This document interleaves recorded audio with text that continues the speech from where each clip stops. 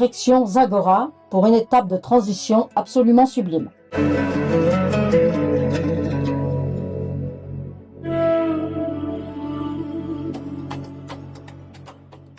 La route est un spectacle permanent. On oscille entre palmeraies luxuriantes et étendues désertiques, en prenant soin de laisser la priorité aux chèvres locales.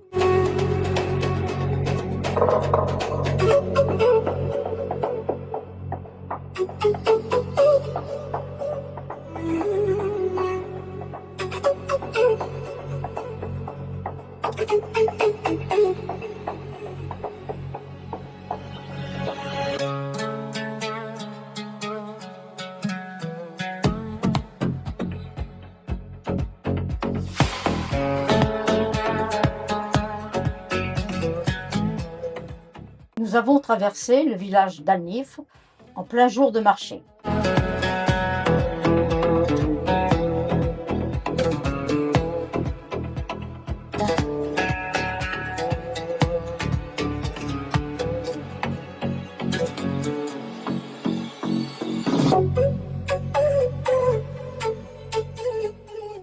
Avant d'être accueillis à l'arrivée par un comité de réception très spécial des chameaux.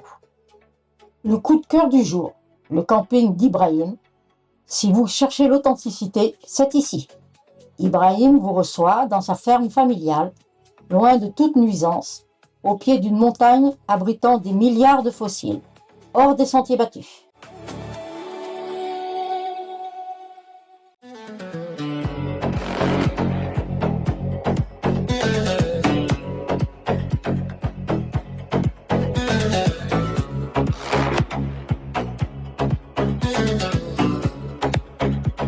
Zagora, une ville accueillante.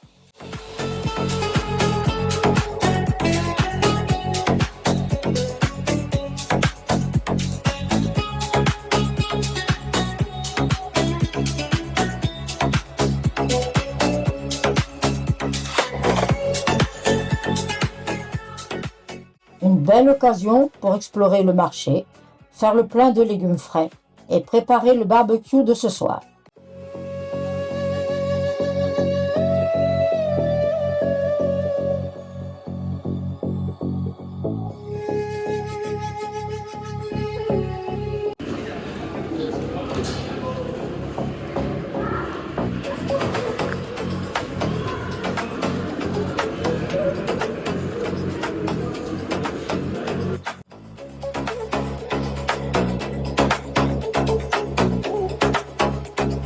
Sans oublier un petit détour gourmand par la boulangerie, le bonheur simple du voyage.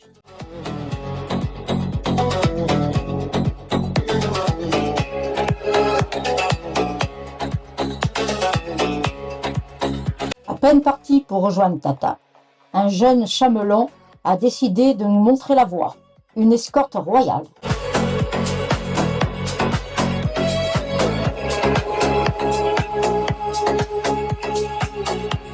Sur notre chemin, nous avons aussi dû céder le passage à un troupeau de chèvres qui, je vous le confirme, ne connaît absolument pas le concept des passages cloutés.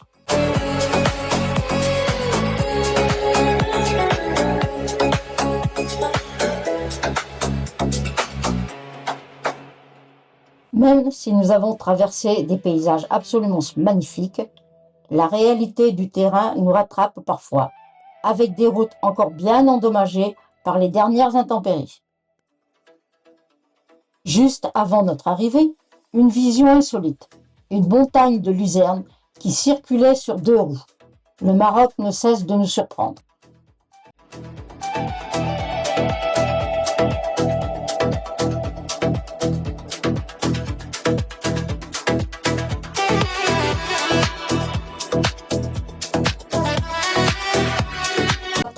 La perle rose du désert. Arriver à Tata, c'est découvrir une ville hors du temps, nichée au cœur d'une oasis luxuriante. Surnommée la ville rose, pour la couleur unique de ses maisons, qui se fondent dans le paysage minéral, elle nous offre un contraste saisissant entre les roches arides et la verdure des jardins de luzerne.